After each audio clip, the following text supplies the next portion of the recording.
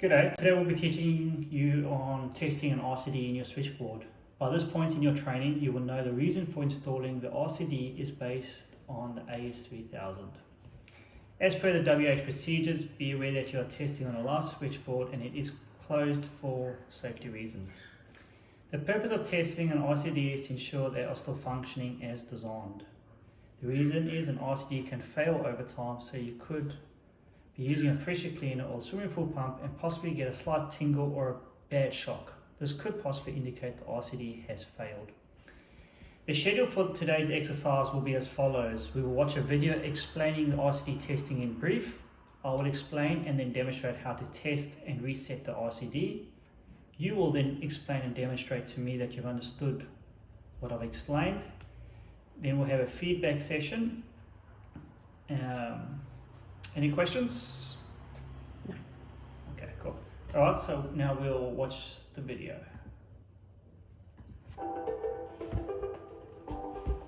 RCDs should be tested every 3 months to ensure they're working correctly. You should have at least 2 RCDs installed in your switchboard to protect all your lighting and power point circuits. Before you test an RCD, ensure you shut down all electronic equipment such as televisions and computers. There are a number of different types of RCDs. They can be identified by the test button. Push the test button quickly, then release it. The on-off switch on the RCD should switch to off, and you will hear a clunk sound. This will disconnect the electricity to the circuits protected by the RCD. If it doesn't turn off, and if you didn't hear the sound, it is not working correctly, and you need to call a licensed electrical contractor. Check all lighting and appliances and power points in your house by turning the switches on. If any lights or power points work, a licensed electrical contractor needs to be contacted to correct the wiring. When finished, turn the RCDs back on by flickering the on-off switch to the on position. All your lights and power points should now be working. Remember to test all your RCDs again in 3 months. As a reminder, test at the start of every season or set a reminder in your calendar. Okay, as you'll see that testing was done in a live environment. It was done in a house with RCDs that are currently in most homes in and around Australia. Okay, I will now explain the task. I'll demonstrate the task and then I'll explain what I've done and then you can demonstrate it back to me. All right. So the first, there's 8 steps to the process. The first step is having access to a test sheet, which I've now given to you. You'll label each RCD numerically if they've not already been labeled. The reason for this is you might have 3, 5, 6, 7 or whatever quantity of RCDs in your switchboard. Yeah. Why do you have so many? Depending on the size of your home, you would have 1 for lights or 2 for lights, different power circuits. The new regulations say you should have 1 for every circuit in the house. So And what makes up a circuit? It can be 1 light, it can be 10 lights, it can be 3 sockets, depends on the design. Okay. And does that go on floor space or? Combination of floor space, combination of the purpose of them. You could have 1 socket for the kitchen, you could have 1 circuit for the kitchen, you could have 1 for your garage, and in smart homes you could have 1 just for the fridge or 1 just for the oven. Okay, so once you've got your test sheet, you'll go and identify where the switchboard is. If it's been locked, you'll go and unlock it, because if you live in a body corporate or you live in a block of flats, for example, it might be under lock and key, which is only available to maybe the general manager or the facilities manager. Then once you open the switchboard, you will go and number all the RCDs if they're not already numbered. Then you'll go back inside your home or your office environment and you'll go and switch off the switches to all the socket outlets and switch off all the light circuits. Then you'll go back outside and you will go and push the button on the RCD. Once you push the button on RCD, the toggle should trip. You will reset it and then you'll record the result, as in RCD 1 had passed, RCD 2 passed, RCD 3, 4, 5, whatever the result is. When you complete, you go switch all the appliances back on and you go put the light switches back on or you put the light switches on to make sure that the lights are still working. Any questions? Yes. So if I'm going to go work on somebody's property, if they've called me out, can they have any electrician work on their property? Or if they have any rental, do they not have to come through the rental agency first at their selected? So can I work at any property? So Am I allowed to work on somebody else's property that belongs? So the testing will be done by you as the tenant or the owner of the home, just to test your RCDs. If you're not comfortable testing your own RCDs and you own the home, you can get any certified electrician out there. If you're a tenant in a home that you're renting, then you speak to your rental agency and they will get a certified electrician to come and do these tests annually. Well, it's supposed to be quarterly. They'll get something to come and do it quarterly for you. What happens if you do it yourself and you do something wrong?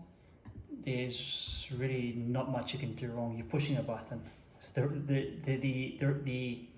only thing that'll be wrong is if it doesn't reset and then you're stuck with having a circuit that is going to be dead. And that's generally why you'd want to do the test during the week and in the morning, so you have time to get electrician out on normal rates. Otherwise, you'll be paying overtime rate for someone to come and fix an issue. Okay. All right, so we'll go and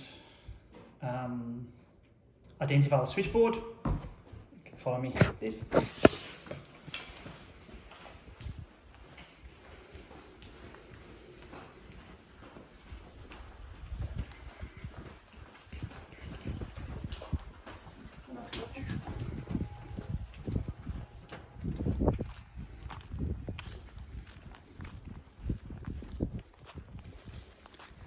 Alright, so we've located the switchboard. It's on the outside of the property, on the right hand side of the house. It's unlocked, which is verified is unlocked, so the switchboard will actually open. We've identified there's 3 RCDs, 1, 2 and 3. They are labelled already 1, 2 and 3. So now we'll go inside and just switch off the circuits and lights. Okay, the lights and powers, okay. Yeah, so we'll go walk inside now again.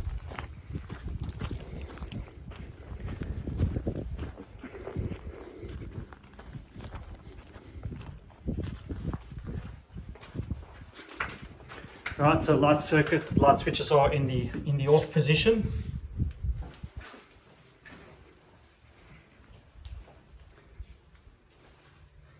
The sockets, we've switched them off.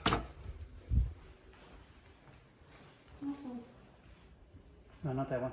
Leave them. Alright, we can see that it's been switched off. We will see the other socket has been switched off. We'll just do one walk in the kitchen and just switch these ones off. Alright, so we will reach inside, switch that one off and switch these ones off over here. Right, we'll go back outside now. So all the lights have been verified as switched off, and we verified that the sockets have been switched off.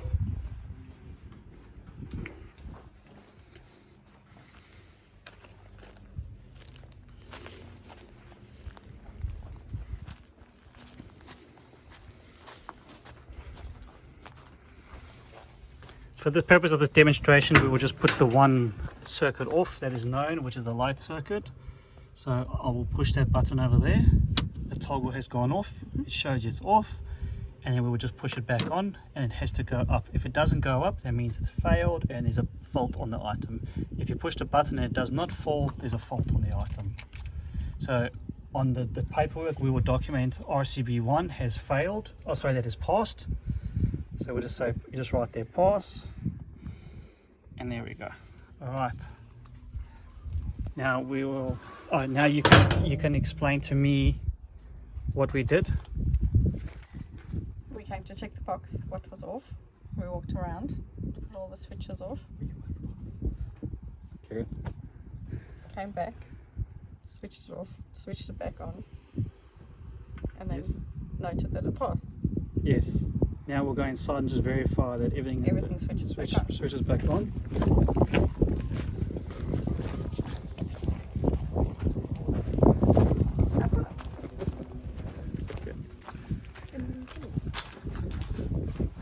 So we'll just confirm confirm the light circuit is on. We'll turn the switch in the on position and the light is on. We'll just do another check on the second room.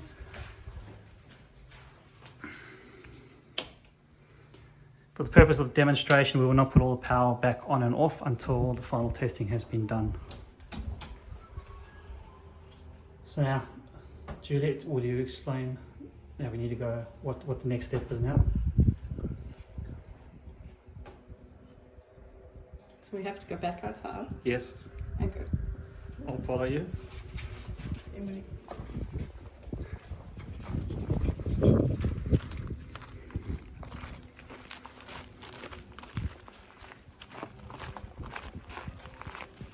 Locate the box. Yep, box has been located. It's unlocked. Yes, Open. yes, All switches are facing on. yep. Switch it off. Heard a click. Switch it back on. There's no problems. It goes back on. Note that it's passed. Okay, We close the box. yes. We go back inside. Okay, Make box sure is the box closed. is closed. Yep.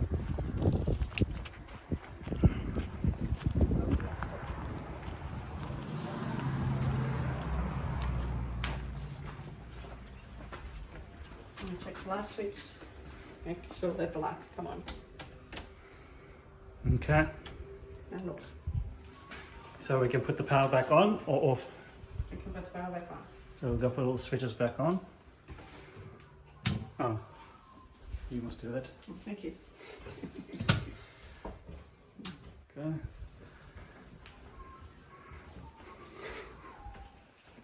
You must put it on.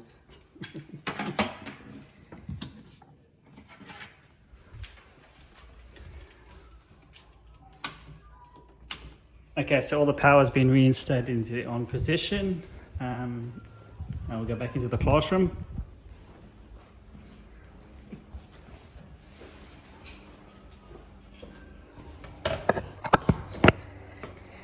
Alright, thank you, Juliet.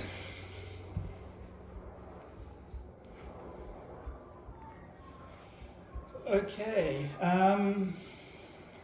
so if you could just repeat again, what is the steps that we did? Just for the purpose of the lesson, to make sure that you have learned what I've taught you.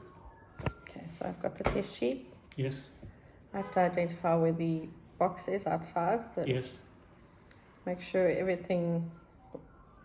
Check the button. yep, The thing. Put it off. Come through. Put off all the switches.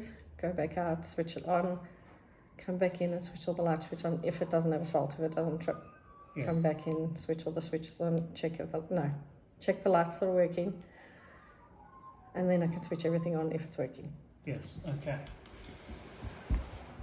So the reason for switching all the switches in the house off, what was the reason that I said to you we must make sure everything is switched off inside the house before we go start testing the buttons on the So outside? you don't damage any appliances and stuff. Yeah, good, sure, all right. And there's an interesting note, testing RCDs and understanding the importance of currents. So below 1 milliamp, it's generally not perceptible to the human touch. From 1 milliamp, you'll get a faint tingle. Sometimes people can be in a shower and they'll feel like their hair standing on edge. They Or in the shower. because you have on some electrical hot water systems, you have electricity that warms the water, so you can have a potential RCD that's failing or an element that's failing, so that you have seepage going to earth. So has anybody actually shocked and died in a shower? There probably has been, yeah. Okay. 5 milliamp, you'll feel a slight shock. It's not painful, but can be disturbing to some people. The average person will just let go from a natural reaction.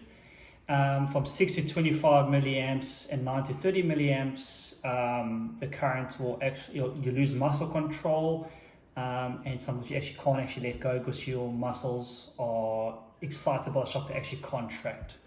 So this can lead to other injuries. All right. So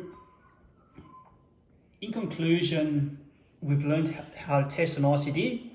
We've learned there's a couple steps before testing the RCD, as in making sure the house is that the equipment has been protected by switching stuff off, that your electrical, knowing where your electrical switchboard is, not many people know that.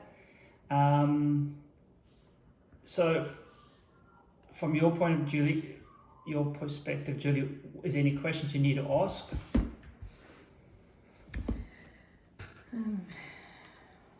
What happens if the RCD fails? So if RCD fails, it won't offer any protection. If there's a surge current, then you'll feel those symptoms that I mentioned, like you get a slight tingle, or you can actually get physically shocked. Would you feel that on any appliance that you touch? No, if there's a metal encasing, you'll feel it more than on plastic. In plastic, you won't feel it unless the plastic has gotten wet. Most appliances, home appliances, will actually have double insulation, so you won't get shocked. Do I need to call out somebody immediately? If it's a lighting circuit and they're out of reach, like your normal ceiling lights, I wouldn't be too concerned about calling the electrician out immediately. If it's on your pool pump, or if it's on a circuit in your kitchen, maybe your oven circuit, I'd probably switch it off and not use it, and then call an electrician on Monday. If it's something that you feel that it's important to you, then yeah, you're going to call them and you'll have to pay extra fees. But only on a weekend or a public holiday? Yeah, correct, yeah. Okay. Or at night? So after what time of the day do they start charging extra? Well, that's dependent on the electrician, and that's why you want to test them in the morning, and then you want to get the electrician out in the morning so that they don't have an overrun to suit themselves off to get paid overtime.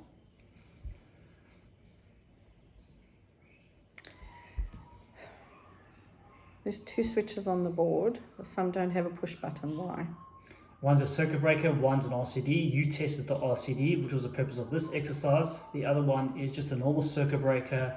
AS3000 will dictate what you can use for what circuit you'd use an RCD or what you'd use a circuit breaker for. In the video, the guy said there's a few different kinds. So how many? Are there all kinds of push buttons or flick switches, or is there other versions of it? So all RCDs will have a push button. Some of them are large, some of them are small, some of them are different colors from different brands. Some are red, some are blue, some are green. But generally there's a push button there, and it's engraved, or it's an embossed thing that says test on it. So I do have a question. The main power breaker, why didn't you switch that off? Is it because of the circuit breaker? So the RCD, the RCD won't trip if there's no power on it. So you can't do this test as a dead safe test. You have to have mains going through it for it to work, because it simulates a fault current when you push the test button.